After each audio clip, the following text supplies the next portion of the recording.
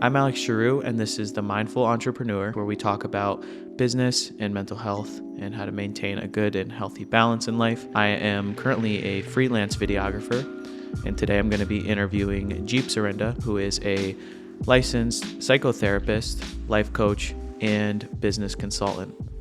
Let's get into it. First of all, thank you for inviting me to chat with you today. And I got to say, I think that your topic and this combination of interests is really great. And the questions you've given me are really great. How I got into where I am today is basically by totally fucking up my life. And very fortunately, not dying and learning something from it. I grew up in a family where my dad owned a small manufacturing company. I started working in his factory when I was 9. I mean, not like full time. Wow. I went to school, but on Saturday mornings I'd go into the shop and sweep floors and fill the Coke machine and clean toilets. It was very rewarding. But I learned a lot, and I grew up with the sense that the way for me to be successful in life was to take over Dad's business and sort of live the hell of business people, which at that time was Rotary on Wednesdays and golf on Saturday mornings. Now, is that something that he pushed on to you? Wouldn't say that he was purposely pushing it on me, but yeah. And it fit in with certainly with the culture of the time. And, you wanted to be successful. And to be successful at that time was to,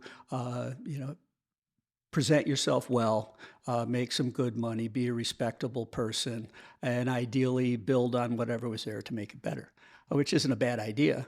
But it's not necessarily what everybody's cut out for.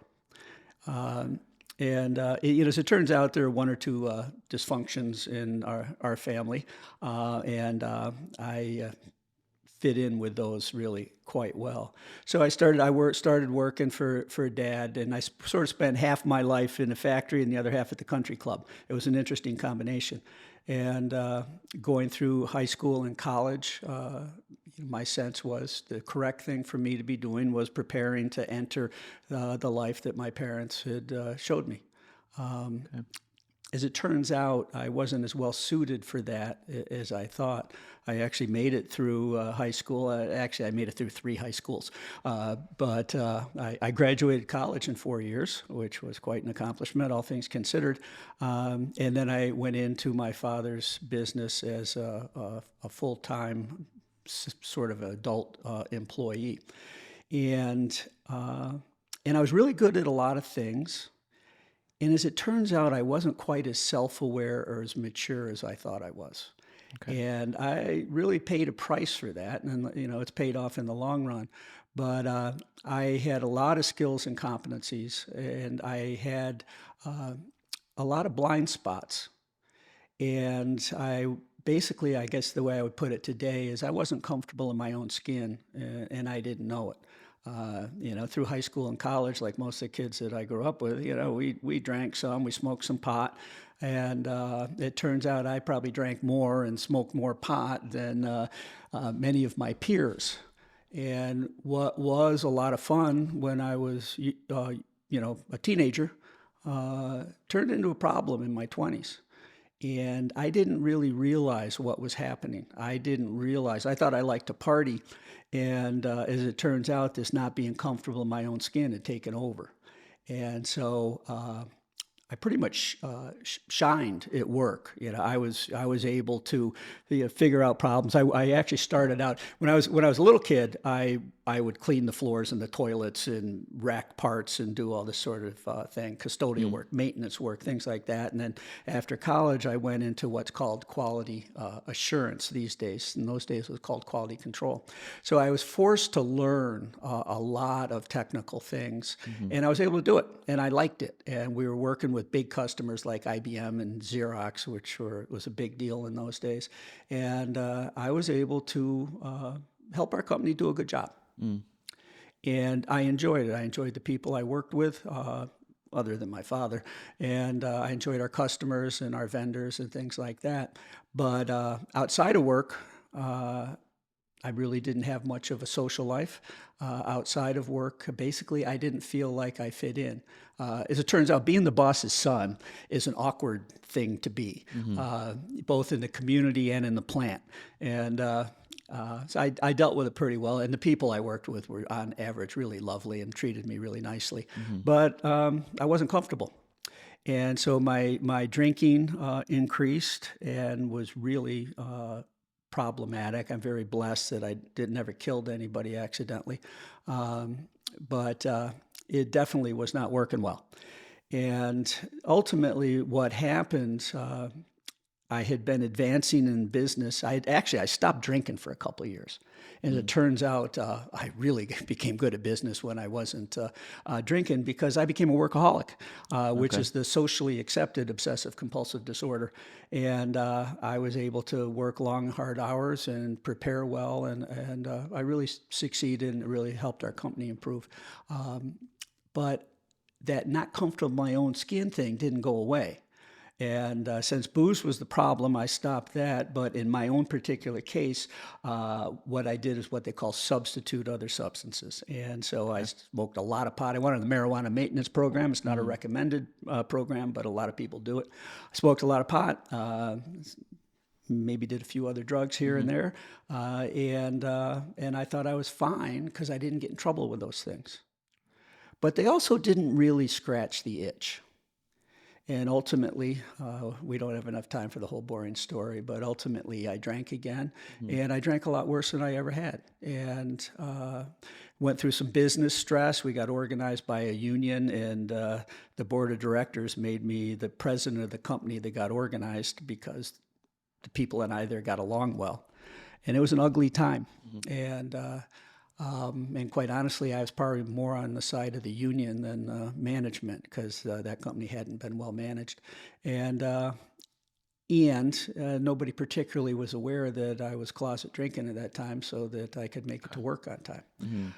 And the bad news was I ended up a maintenance drinker, and the good news is it didn't kill me. And after one final effort of trying to quit drinking, I got help, and I ended up in a rehab. And I started getting what today is a therapist and an addictions counselor. I started getting what I would call sober or emotionally sober versus simply abstinent from a substance. And it changed my life. It was an awesome thing. And could you decipher the difference between those two? Yeah, most people that have a substance use issue or gaming or compulsive sex or gambling or whatever, if they're thinking, I really need to stop doing this because I just dropped $100,000 and I don't really have it, or my spouse is really pissed because I've really been an asshole, they're stopping whatever they're doing to make something bad go away. And generally have the sense, like, I got to quit drinking, but my life is fucking over. Because and this can be conscious or unconscious or both. It's like the only fun I ever had was partying with my friends. Now, the fact that they're drinking by themselves in the bathroom doesn't necessarily, kick in. But it was the alcohol, the pot, the video games. It's the only thing that ever worked. So it's like, I got to stop because, the police keep showing up at the door. And so they do, and they're miserable. That, in the addiction field, we would call being abstinent or being dry. Okay. I regard sobriety, I actually think of the concept of emotional sobriety. When you stop using, you're dry. When you stop being pissed off about the fact that you had to stop using, you're heading towards being emotionally sober. And a lot of that has to do with identifying and resolving the issues, maybe anxiety, depression, consequences of trauma, low self-esteem, things like that. You resolve those as you move towards being more and more able to enjoy life without abusing substances. So it's subtle, and people that haven't been educated about addiction have no reason to know any of this. And so, it's missed by a lot of people as they're wrestling with whatever in their life isn't quite working right. So I ended up getting sober rather than just being a good boy, and my life changed in a very positive direction. And I'm continue to be very grateful for that. I went back to school. It was, the whole family thing and business thing could take a few hours. But basically, they told me in rehab I had a choice. I could either work for my father or live. I didn't realize I had choices. And it opened me up to realize how I had grown, and I had this sense that the only way for me to be successful was follow this path that I had been inculcated to view as correct. And when I realized I had choices, I started moving towards getting a better sense of what I actually enjoyed and not just was good at, but could have a good time while I was doing it. I am one of those people that when I got sober, I entered a 12-step program, and I've remained in it, all these years. And I find it fits in very well with other philosophies. So that has helped me identify things that made me feel guilt, shame, anxiety, all the stuff that makes you want to get hammered. Yeah. And it's been a cool change. I also stayed connected with that business while I was in school. And basically what happened was my family wanted to fire me, but the board of directors wanted to keep me around because they actually thought I knew a few things. And so I worked a deal where I was able to go back to school, and I got an MBA at Cornell. And meanwhile, I was trying to, figure myself out. And as part of that figuring myself out, I got into therapy. I actually got into therapy when I got a broken heart, and it was like, oh, I fucked up another one. And getting into therapy led me to gain more self-awareness about not just what I could do well, but what I actually enjoyed. And the people that are in 12-step programs, the whole 12-step concept is really about helping other people with problems. And I like doing that. Mm-hmm. And with the situation with the business and my family, it actually worked out well for me to continue to be involved in that and sort of at a distance. So I was able to, with the help of that therapist, decide that the thing for me to do was go get some education around mental health issues and addiction issues too, but I guess I was framing it as mental health stuff. And so I went and got a master's in social work in Syracuse. I chose that degree and that program because they had a theory base called family systems theory, which I liked and also fits in very well with business stuff, systems theory. And it was an hour away, so I could do my commuting back and forth between Ithaca, where I live, and Syracuse, which is one direction, and Elmira and Binghamton, which is where we had businesses. And so it worked well. I went into that program with the intention of being a therapist, and you don't have to be a therapist or a clinician with a social worker. You might be a community advocate, or you might go into managing agencies and things like that.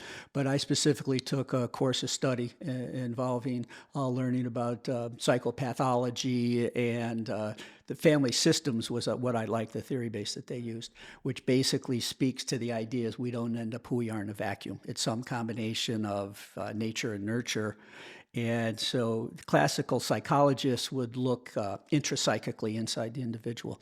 Go ahead. Sorry, just for people who don't know the nature and nurture difference, could you explain that? Mm-hmm.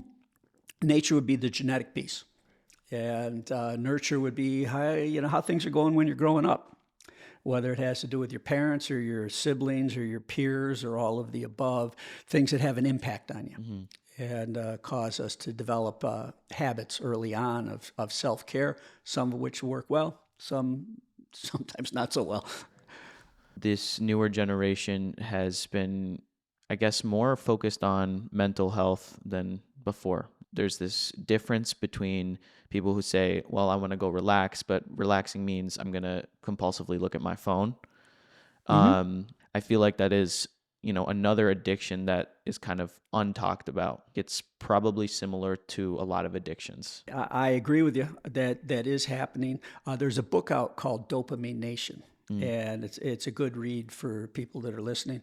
And it speaks to the idea, if I'm smoking crack, I'm getting hit of dopamine. If I'm going on Instagram or TikTok and looking at something that makes me feel good, I'm getting a shot of dopamine. Right. Eating ice cream, having sex, looking at, whether I won my bet, all those things hit dopamine. So it is very similar, and it's very similar in cause and effect.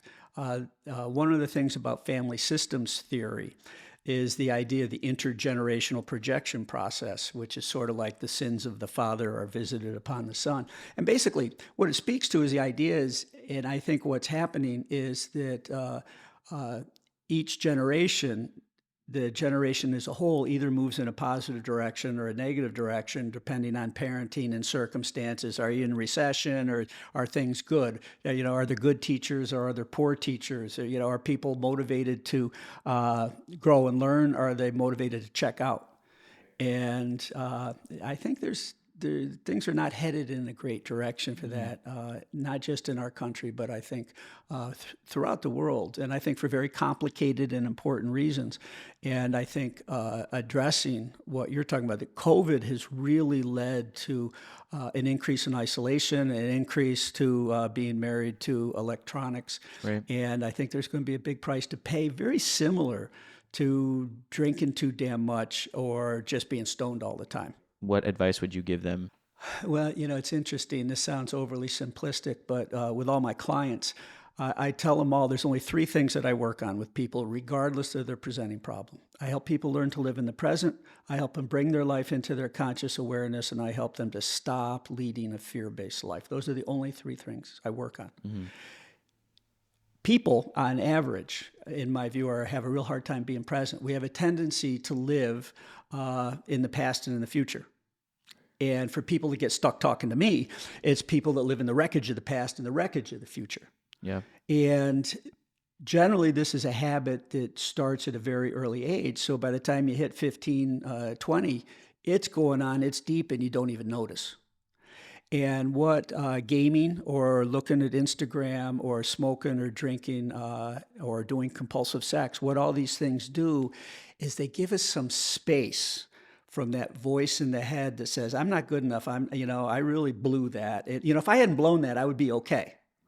Or I am never going to get a decent job. I'm never going to get those stories that are going on in people's heads all the time are ameliorated by checking the phone, by gaming. And people aren't aware that it's happening. That's that middle one, bring your life into conscious awareness. Yeah. So how we deal with it is to help people of all ages become more aware of basically when they're here and when they're not, when they're living in the day, in the moment, and when they're, once again, in the wreckage of the past or the future.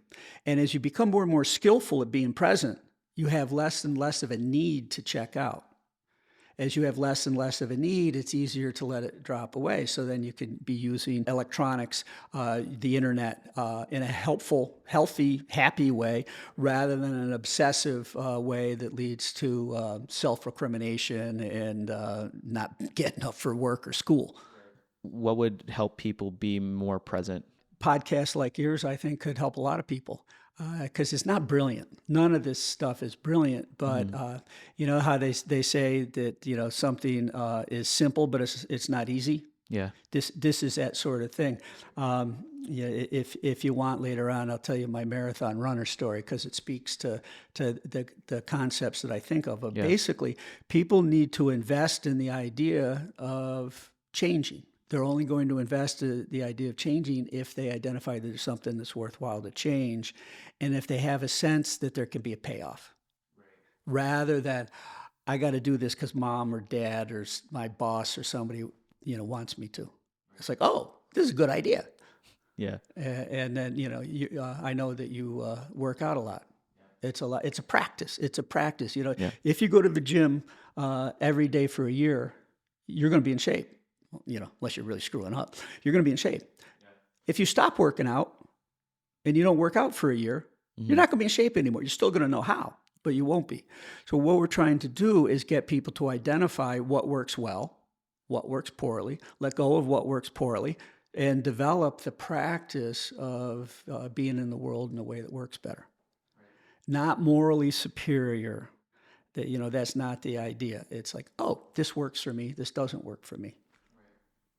Now, along with that, do you think having a good meditation and gratitude practice would be helpful? I do think it's very helpful.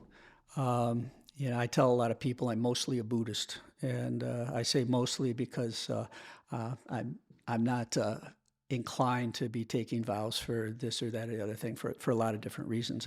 Talk about it another time. But one of the aspects that they stress is being present, being mindful, being aware. What's actually going on for me? And that noticing, it's like, oh, I've been on for 2 hours, is key. And at the same time, the meditation, whether it's a sitting meditation or a moving meditation, it's only one aspect of what the Buddhists talk about with what a person needs to do to enjoy their health, ultimately, I guess, become enlightened, but that's a little above my pay grade. There's the mindfulness is number 7 of the Eightfold Path. It's a good idea to work the other 7 things, and that will facilitate being a successful entrepreneur or a successful parent or whatever you want to be and do in a way that works well so you can enjoy the process of raising kids or starting or running a business rather than simply make a lot of money or have your kids get into Harvard and be miserable and stressed the whole damn time. And I think you kind of see it where people want to be centered around these different things. And when people center themselves around either money or career, they tend to drop off other parts of their life, other things that are also important. And what do you tend to see when that happens? I see people being stressed and successful by many measures, but feeling unfulfilled or feeling phony. There's the imposter syndrome, and they've made $10 million and they still feel not good enough. Balance is a good thing. Yeah. But this stuff is usually the discussions are usually at a level that it's hard to get buy-in. It's hard for people to really grasp, like, I can be a CEO and be a good person. I can have fun. And not only that, but I'm really not better than anybody else because I have this title or these things. That takes a lot of work to either not be driven. They say in the 12-step world that addiction is about self-centered fear of not getting something you want or losing something you have. And then the second thing they say is that the addict is an egomaniac with an inferiority complex. So it's a nasty combination. You're simultaneously feeling better than everyone and worse than everyone, which basically means you don't belong anywhere. Okay. And it feeds into the imposter syndrome. And I'm not going there because they wouldn't like me. I'm the boss, and they all hate me. Or I'm the low person on the totem pole, so I don't belong being with the boss. It starts at both ends. So getting to a more balance, raising up the low self-esteem or inferiority, and letting go of the compensatory, whether it's arrogance or self-righteousness or whatever. Yeah. So that you can go, at the end of the day, you can go good. And very importantly, so you can wake up in the morning and go, oh, good, I'm awake, rather than, oh, fuck, another day. Yeah. And there's all sorts of people with all sorts of status in life that are waking up going, oh, shit, I got to do this. I got to do this. And even though they're being successful, they feel like victims. How can people find their purpose? Oh man, that's philosophers have been trying to figure that out for thousands of years. There's actually a guy named Abraham Maslow. He was a psychologist that studied healthy people, and he came up with Maslow's hierarchy of needs. And it's like a food pyramid, and at the top of the pyramid is the self-actualized individual. And very few people have ever had the luxury of asking the big questions. Why am I here? Why are we here? What's my purpose? What's our purpose? And one of the things that Maslow identified as a self-actualized individual has a purpose in life. And some of us have our purpose thrust on us. People that find themselves with small children, quite often it's like, my purpose is raising this kid or these kids. But a lot of us make it all the way through life without ever figuring out how come we're here, or always feeling poorly because they feel like they've wasted everything.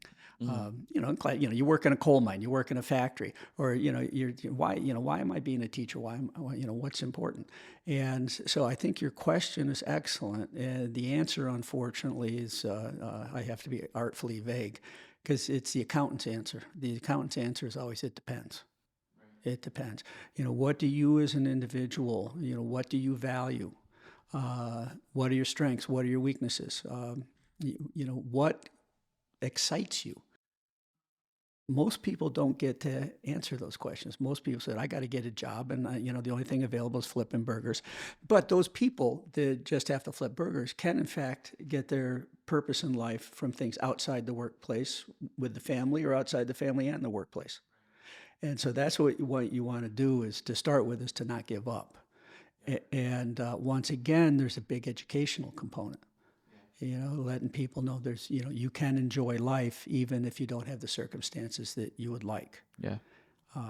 What's interesting about what you're saying too is something that I experienced was when I was working at like full time at a place that I didn't really like to work at. I worked front desk at a gym.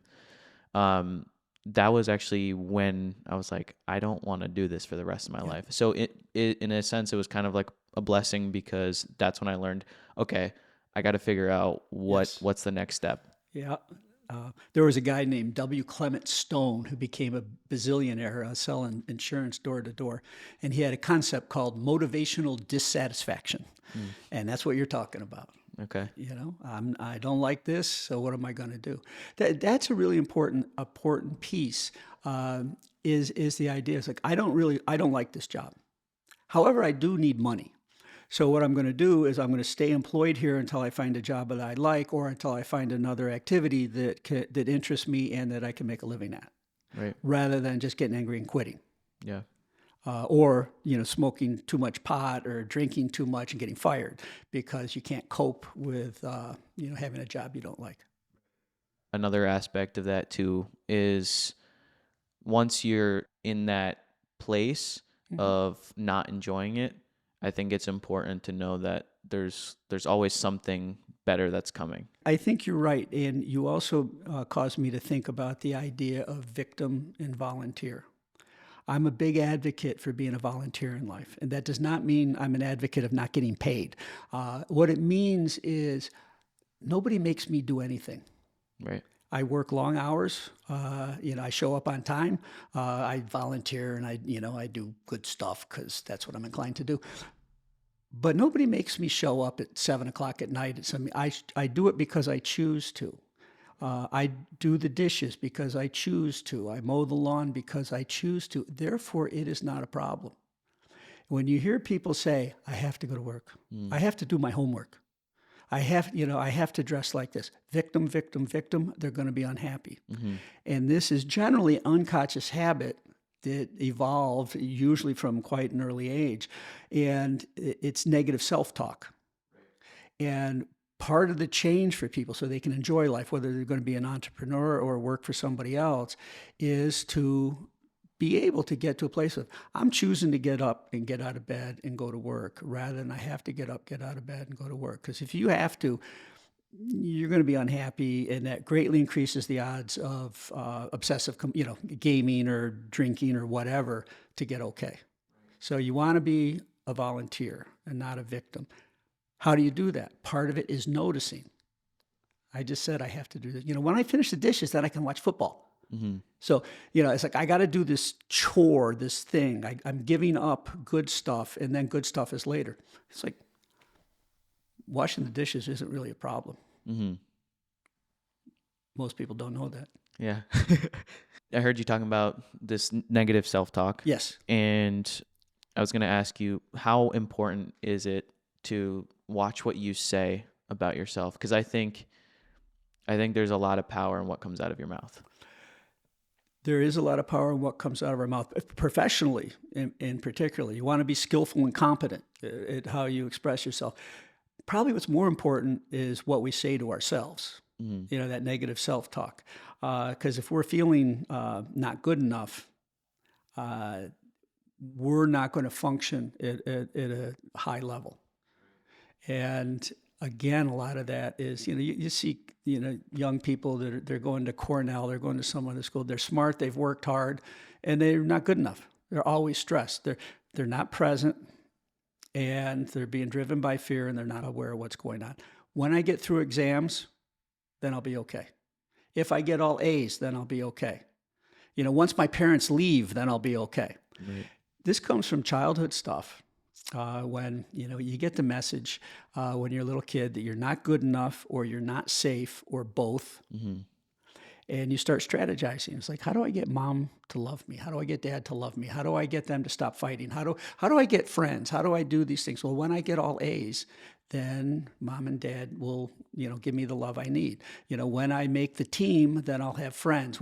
So your well-being is always in the future and conditional. When I do the IPO, then I'll be happy. The initial public offering. And when your well-being, your happiness is in the future and conditional, you're going to have the chronic, generally unconscious and sometimes conscious conversation going on in here of, I'm not okay. When my business is success, then I'll be okay. That's going to leave you anxious. I noticed that one of your questions about anxiety. That's just fear of something that hasn't happened yet, right. And it's habitual. So what you want to do is become competent at noticing. Oh, there I am. I'm in the wreckage of the future again, and you bring yourself back to the present via various types of tools that we can talk about. Because mostly in the present, you're okay. Right. So instead of doing life to get okay, what I recommend is get okay and then do life. That's great. I like that. Which most people find way too damn simple. And they say, well, Jeep's sort of a nice guy, but he's just not that bright. It's practice. It's a practice. It's a practice. So what does that practice look like normally? Well, you mentioned mindfulness and meditation. Yep. A lot of the suffering that people experience in this world is the not being present. And so they're in the wreckage of the future. This job's not going to work out. My girlfriend's going to leave me. I'm not going to have enough money to retire. And then you can go through politics and everything else that it's out there today. And some of these things, bad things, are going to happen. But as I put it, it's like, don't fight people that aren't there. Most of the people that get stuck talking to me spend a lot of time fighting people that aren't there, mm-hmm. or rehashing the fight that happened and trying to relive it and get it better and win. And so they're not present. They're being driven by fear or hurt. Fear is an oversimplification. And they're not aware of what's going on, at least to the extent when they realize that they're having this thought, when I make the money, then I'll be okay. The next thought is, it makes perfect sense for me to be thinking that. Mm. It is understandable. It's just not helpful. Right. So what you want to do is, like, if I want to make $1 million, it'd be a good idea for me to actually write a business plan and get to work, rather than worrying, rather than being afraid. You can only make that change if you're noticing that the reason you're not getting started on your business plan is you're too damn afraid that you're going to fail. So it's subtle, and it's a practice. I think it's important for people to hear because there's so much information. A part of that actually leads to having low motivation and drive. Could you talk a little bit about how to increase your drive and your motivation? Yes, I can. But I want to throw in here a little bit, something that's a little off the topic, which is the concept of depression. And that is because we're talking, and I've got all this wonderful things that, if you live in the present and you pay attention, everything's going to be fine. A lot of the time that's true. I would say probably the majority of the time, the people that are suffering from lack of motivation or too much anxiety or this and that can resolve that through behavioral changes, through changes in self-talk, through getting up and getting out. If you have a physiological issue of low serotonin or norepinephrine or some other neurotransmitter, it may be necessary to have an antidepressant. That would be in the minority of people, but it's important. And what I recommend is you pay attention to the whole person. And don't just because, well, I'm a therapist and I do cognitive behavioral therapy, so that's this is the problem and this is the solution. It's like, and that'll help a lot of the time, but have a person get a physical. Have a person make sure that their thyroid's working and their sugar's not too high and things like that. So you tend to all the potential variables that can have a negative impact. Now having said all that. We've mentioned the mindfulness and the being present. Another concept that seems too damn simple is this idea of noticing that I mentioned.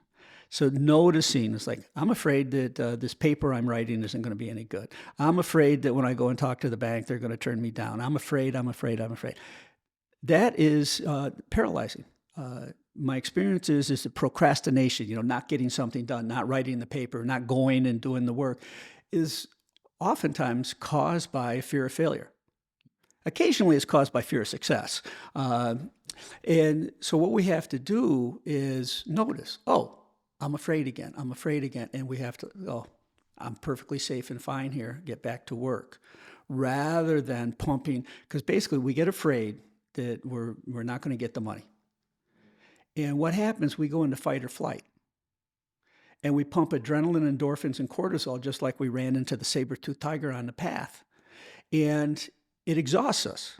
Right. And that's why I tell people, don't fight people that aren't there, because you fight. You're fighting with your old man, and you have 99 fights in your head for every one negative interaction you have with them. You got two problems. One is you've exhausted yourself, and two, when you see the person, you're sort of preloaded to have a problem, which often creates the exact problem you're trying to avoid.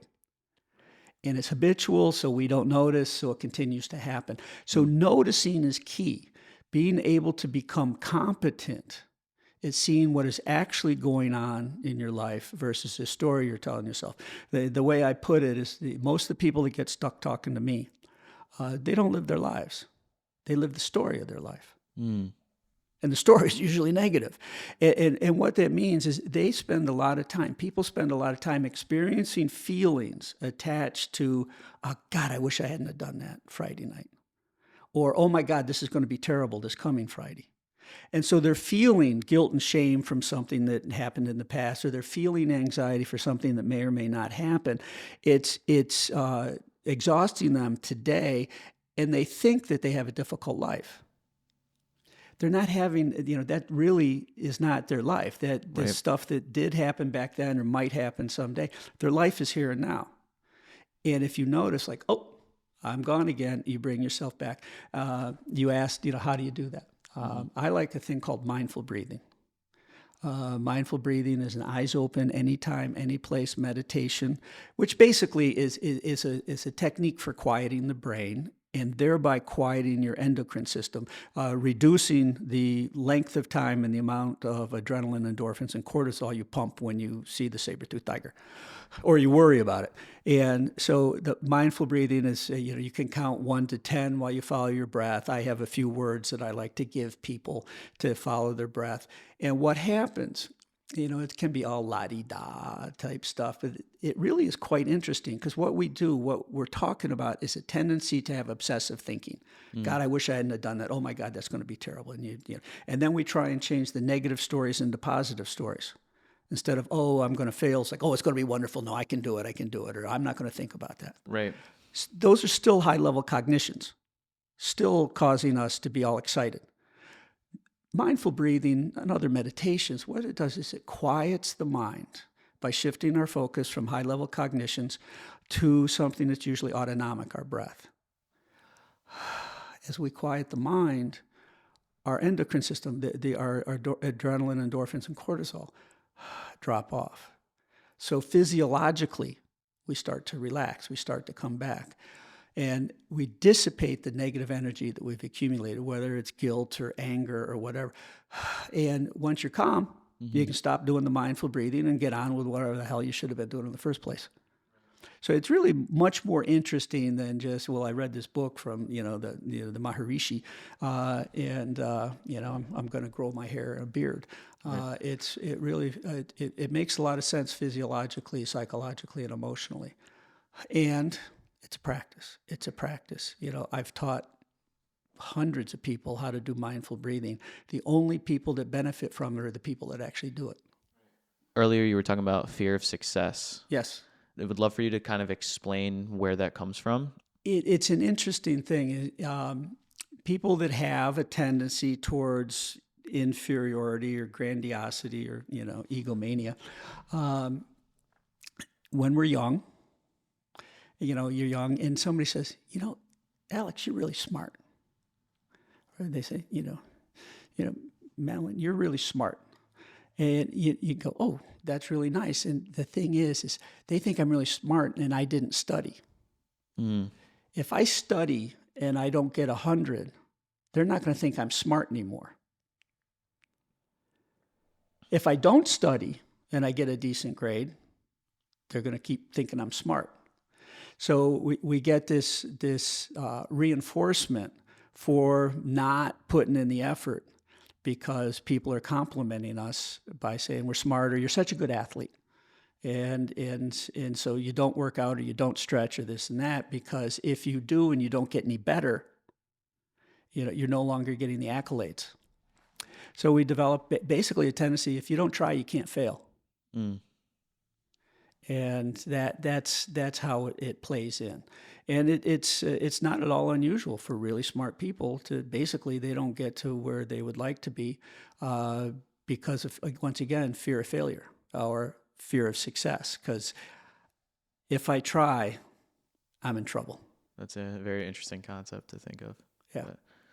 So let's talk about starting a business or starting a new venture. Mm-hmm. I think it can be really scary or anxiety inducing. Yep.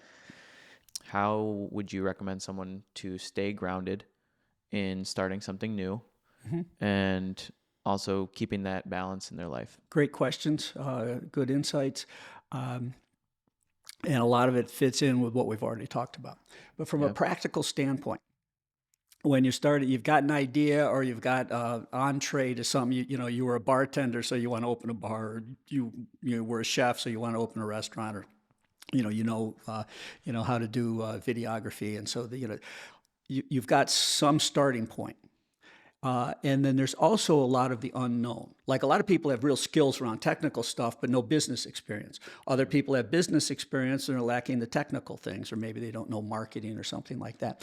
When there's a lot of uncertainty and subjectivity, we have a higher probability of being anxious, being afraid, afraid of the unknown. Right. It makes perfect sense. So what I always advocate for people when they're starting a business, and they usually blow me off, as I say, do a written business plan. When you do a written business plan, it forces you to ask yourself all the questions that need to be asked. It doesn't necessarily mean you're going to get all the answers that you want, but as you ask all the questions, it greatly improves your odds of success. But my experience is that most people that succeed in business do one or two things really well and three or four things poorly, or sort of neutral and a couple poorly. And things go a lot better if you can pay attention to the ones you're doing poorly or that are neutral to mediocre and work on improving them. A business plan will do that. So, it forces you to ask yourself about marketing. It forces you, how quickly do we want to grow? What sort of margins, what sort of profit margins, what sort of gross margins are standard for this industry? Am I charging people enough? It's amazing in almost every business that I've worked with in all sorts of different fields, that people, underestimate their costs and they screw themselves by not charging enough. So that should be step one, is have a business plan. There's a couple of reasons to have a business plan. One is if you need to get financing and to wherever your source of financing is going to be. But the other is to help you manage your business. And if you do a real business plan rather than just Google something and copy it and give it to the banker, if you actually do it, it will really cause you to gain insights about opportunities, areas where there's opportunities, and also risks. I helped somebody with a business plan for a restaurant. And when we did that, we sat down and went through how many covers, how many meals are we likely to be serving the first week, the first month, the second month, the third month, and what margins, and then came up with, most optimistic, most likely, and, worst case scenario, and created something that would say, we can survive the worst case. But it also goes, oh my God, we got to get X number of hundreds of people in here a month. And you go, can we do that? And it really, as you know all this stuff, you can, on any given day, say, we're not there yet, but the trend is good. We're not there yet, and the trend doesn't look good. What's going on? What do we need to change? And it really helps you cut down on anxiety and function at a higher level. Okay. Now, what would you say step 2 is? Implement it. Okay. And again, that's the accountant's answer, is it depends. And with the new technology companies, saying we're going to go out, we're going to make as many mistakes as we can and learn from them. I actually was told that by a guy that installed mineral wool insulation, and I think in 1979 or something like that. He said, you go out and make many mistakes as quickly as you can, and you learn from them. I added the ideas. It's a good idea to go 50 miles out of town when you do it, so you don't embarrass yourself in front of everybody. But yeah, it's implementation. And one of the reasons consultants often are not helpful is they have great ideas, but they don't stick around to help implement. Again, it's a practice. It's a practice. It's a practice. Again, it seems like one of those things where it's simple but not easy. Exactly. I can't tell you how many people I work with is, they don't respond to emails on a timely basis. Or they need to talk to a banker or insurance person or somebody they want to hire, and they don't call them or they don't email them. And so, during the day, the thought is like, oh, I got to call so-and-so. It comes in 10 times. Every time that thought comes in, they spike their adrenaline endorphins. They go to a mini fight or flight. And at the end of the day, they still need to call them. So my rule of thumb, do what you don't want to do first. Okay. Always. It's my experience that it is really important to set up your business with all the important accounting and legal aspects taken care of. This is particularly true if you're going to have partners. If you're going to have partners, you want to talk to a lawyer that's familiar with small business and set up a partnership or a corporation, an LLC, that is well suited for keeping the business going and growing when things are going well and in case things go poorly. Most partnership agreements that I have seen are really handy when things are going well, and they're a disaster when things are going poorly. And you want to have something in there so that you have a method for valuing the business. If somebody wants to buy somebody out, or if somebody dies or becomes incapacitated, how do you value it for their estate or their loved ones? You want all that taken care of. You want to have a good accountant that it will help you, keep your taxes to a minimum and keep you out of trouble. As a part of that, you want to do if you don't have a business background, you don't have either an accounting background or a tax background, you want to educate yourself. You can do this all online now these days, but you want to learn the implications of the lesson. Basically, what you want to do is you want to have a lot of positive cash flow and show as little profit as you can. And you want to do it legally. So having expert advice in those areas is important. And then as you're doing this, especially as you get started, how do I do this in an affordable fashion? Yeah. That takes me to the number one reason small businesses fail is being undercapitalized. So if you don't have a lot of money, you want to start a business, you got to keep working at the front desk at the gym so that you can have that check to fund the startup of the business. And I've had a number of people, I said, you're going to have to work where you're working for a couple of years. Now that I've, I guess, done that, and I could say that I'm a full-time videographer, I think it's definitely important to take the essential steps that you need to be able to make enough money to put into yourself and to invest in yourself and the business that you want to create. That being said, it's not always fun. No, it's not. So, and the thing is, though, is if you go, this sucks and I'm fine, What you do is you avoid going into the victim. This Yeah. is not fun. It's like, this sucks. I'm good. We're on track. And I'm going to keep showing up every day. And as I do that, the suckiness is going to go away. And that's really important. One thing that I haven't mentioned that I think is important for you and for most people in small business is that strategy, the growth strategy. I've worked with people. I want to be a videographer.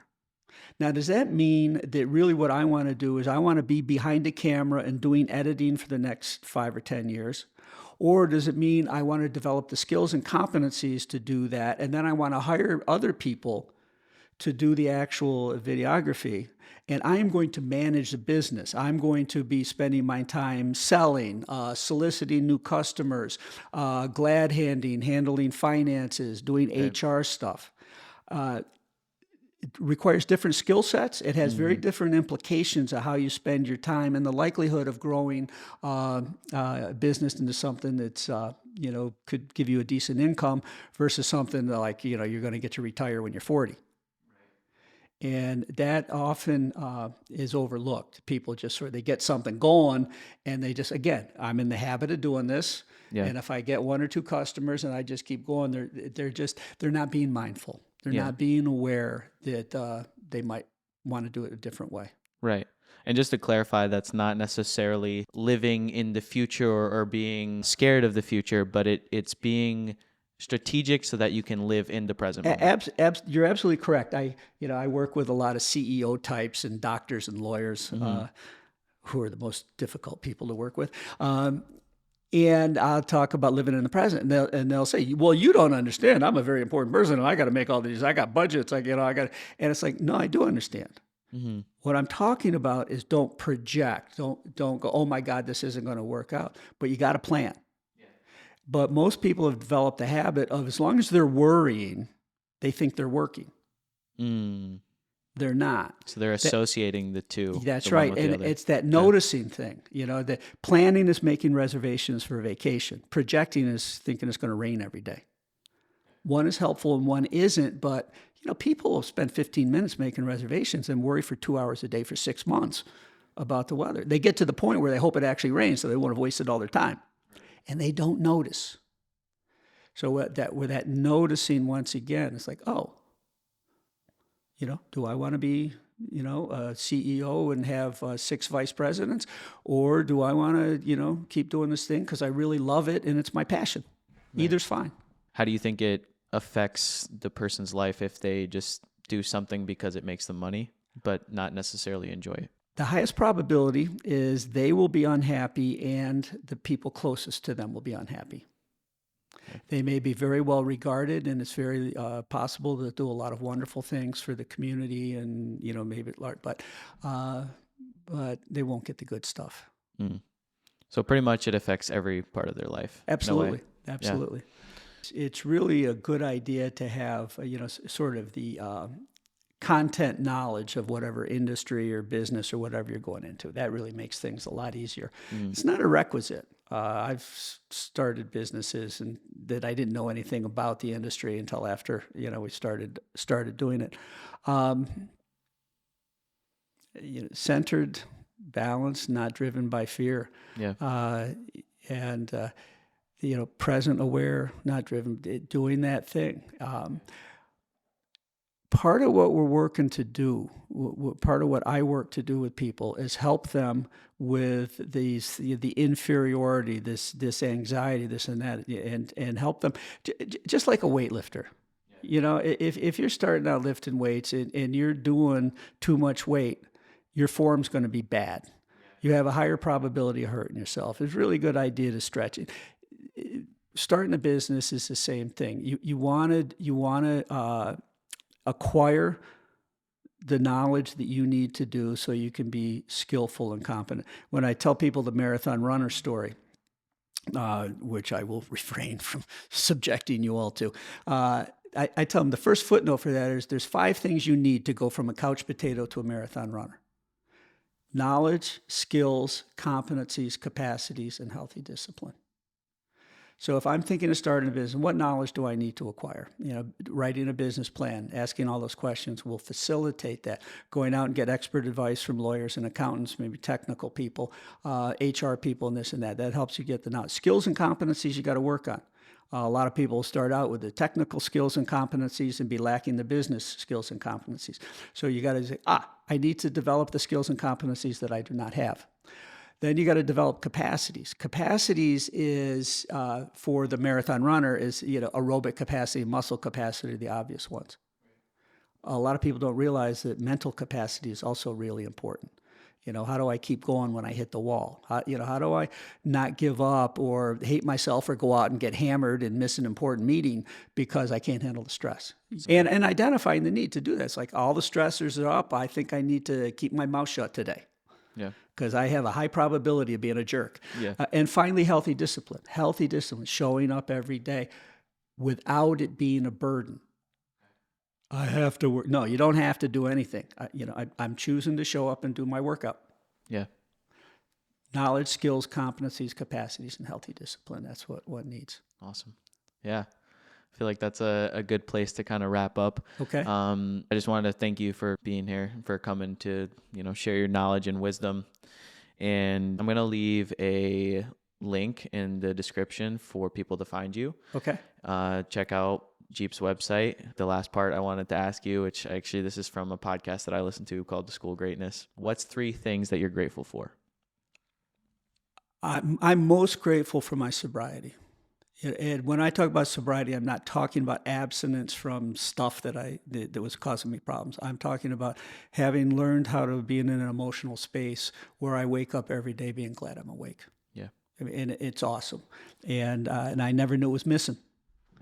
So that's one. I'm very grateful for my relationships. Like with you two. I have a lot of people in my life that I love them. They love me. I don't see them that often necessarily, but we're connected. Yeah. And that's wonderful. And I'm grateful that I'm healthy. I mean, that's huge, especially as you get to my age. I'm blessed. Yeah. I'm in better health at this age than I was when I was 20. Wow. And I was hanging out with Olympic fencers at that time, but I'm healthier now than then. Awesome. Namaste. Namaste.